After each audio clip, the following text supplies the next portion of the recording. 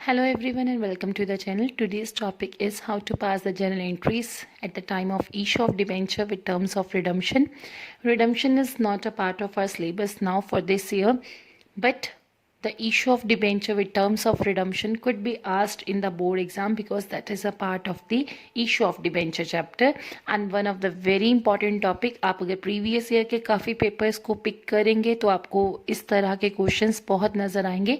तो today we are going to discuss two cases and rest of the cases will be discussed later on.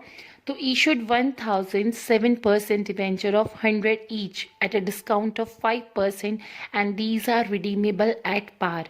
अब यहाँ पे पार का मतलब क्या होता है कि जितने का वो डिबेंचर है, जितनी उसकी फेस वैल्यू है, आप उतने पे ही वापस कर रहे हो. लेकिन जब आप इशू कर रहे हो तो आपने कितने पे इशू किया है? 5% डिस्काउंट पे.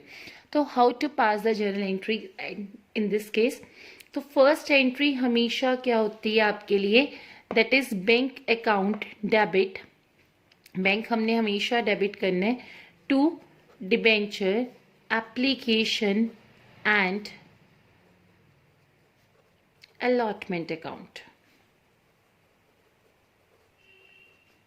आपकी पहली journal entry in each and every case, there are total 6 cases. Each and every case में हमारी फर्स्ट जर्नल एंट्री हमेशा क्या होगी?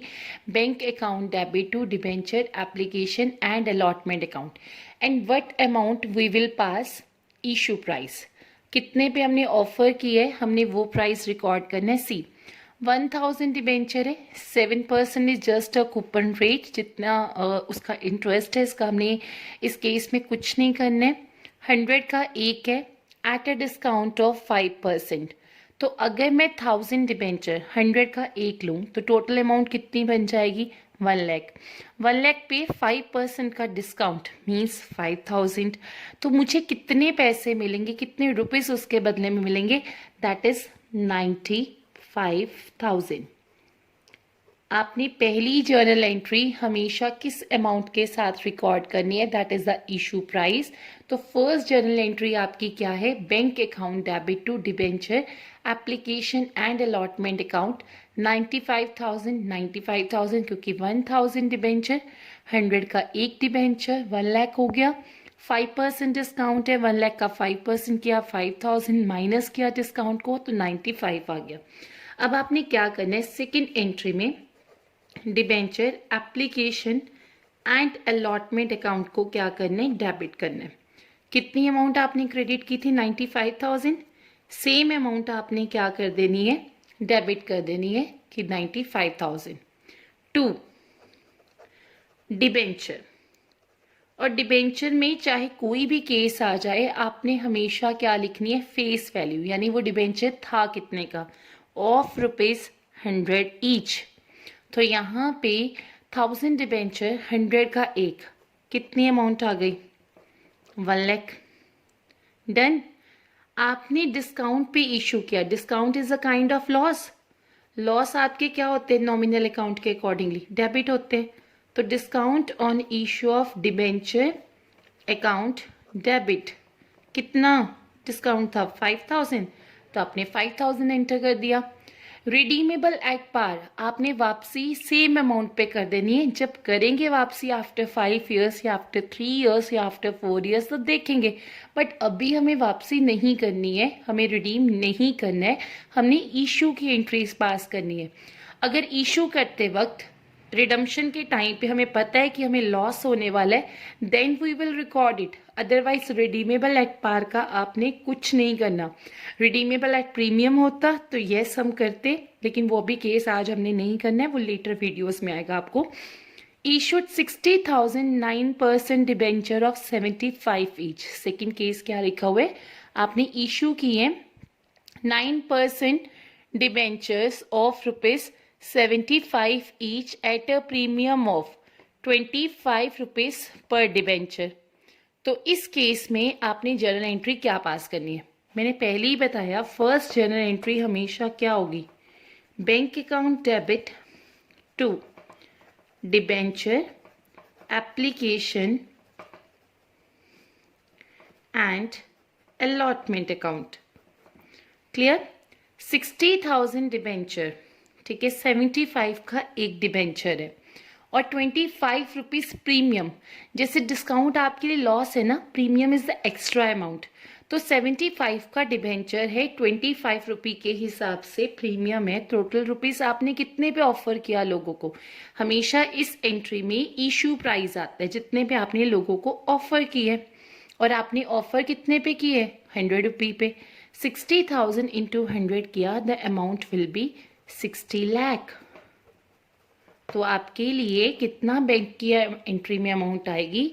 That is bank account debit to debenture application and allotment account 60 lakh 60 lakh. Okay, second entry, debenture application and allotment account debit to debenture.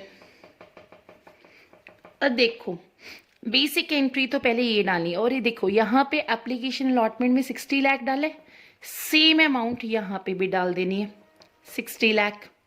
और debenture में कितनी डालनी है? That is the face value. यहाँ पे भी हमने देखो फेस वैल्यू डाली थी ना, कितने का था? ऑफ 100 ईच, तो हमने 100 के हिसाब से डाला। यहाँ पे कितने का है? ऑफ 75 ईच, तो हम 75 के हिसाब से डालेंगे। 60,000 डिबेंचर, 75 का एक, कैलकुलेट कर लो, 45 लाख। तो 45 लाख डाल दिया। अब जैसे डिस्काउंट आपके लिए लॉस था, प्रीमियम आपके लिए क्या है? गेन है। तो टू सिक्योरिटीज प्रीमियम, डिस्काउंट होता है डेबिट, सिक्योरिटीज प्रीमियम क्या होता है? क्रेडिट। तो सिक्योरिटीज प्रीमियम बेसिकली अगर हम बात करें तो हम उसे क्रेडिट करेंगे। तो यहाँ पे 60,000 डिबेंचर थे, 25 रुपये का प्रीमियम था, एट अ प्रीमियम ऑफ 25। तो 60,000 इंटू 25 किया, the amount is 15 lakh and the questions are completed.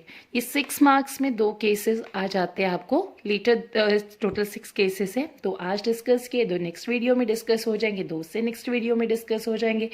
But in topics को अच्छे से कर लेना सो दैट आपको कोई भी डिफिकल्टी ना हो इसे समझने में।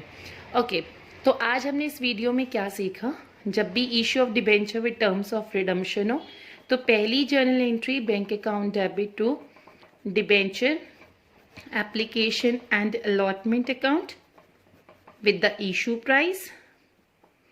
जैसे इस केस में आपने डिस्काउंट पे इशू किया था तो डिस्काउंट माइनस करके बताया, इसमें प्रीमियम पे इशू किया था तो आपने प्रीमियम को क्या किया था? प्लस किया था। तो प्रीमियम को प्लस करके आपने कंसीडर करना है। तो यहाँ पे पहली जर्नल एंट्री आपकी bank account debit to debenture application and allotment account with the amount of issue price. Second entry, आपने debenture application and allotment account को डेबिट करना है टू डिबेंचर। हमेशा ये सेम अमाउंट यहाँ तो आ जाएगी, और टू डिबेंचर में हमेशा कौन सी वैल्यू डालनी है? Face value. जैसे ऑफ ₹75, ऑफ ₹100, उस हिसाब से आपने अमाउंट को एंटर करना है। सी, अगर आपने डिस्काउंट पे इशू किया है तो discount on issue of debenture debit होगा। Reason behind that is a kind of loss. और अगर आपने प्रीमियम पे इशू किया है तो आप सिक्योरिटीज प्रीमियम को क्रेडिट करोगे, because securities premium is a income for you. So I hope you are able to understand.